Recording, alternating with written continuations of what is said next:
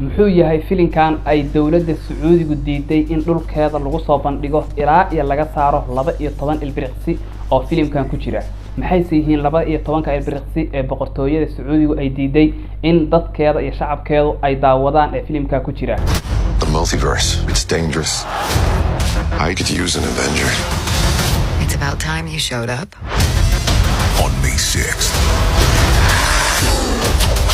enter a world.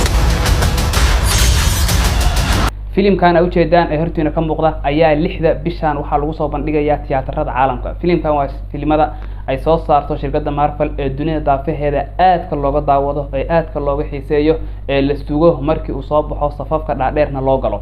laakiin dawladda Sacuudiga ayaa diiday filimkan in dhulkeeda lagu soo bandhigo ilaa iyo laga saaro 12 ilbiriqsi oo filimka ku jira. shirkadda Disney ayaa iyadu diiday filimkan in 12 ilbiriqsi ee ku jirta laga saaro, waxayna ku tiri boqortooyada Sacuudi Carabiya filimka sida ku daawada ama faraha ka qaada. 12 ilbiriqsi maxay yihiin marka? 12 ilbiriqsi ee filimka ku jira ayaa waxay yihiin qoliyaha lesbianka oo hawlahooda wata ayaa muddo 12 ilbiriqsi ah ee filimka ka soo dhex muuqanaya. arrintaas oo ay aad uga carootay boqortooyada Sacuudi Carabiya, diidayna in shacabkeedu arrinta ay daawadaan.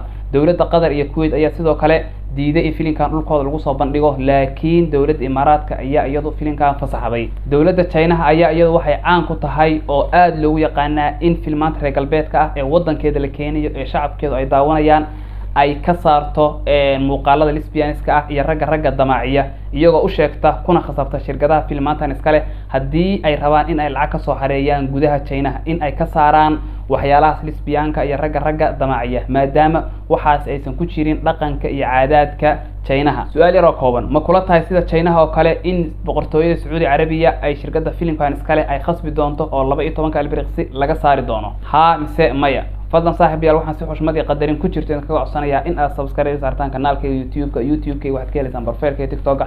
waa maasantihiin guuleys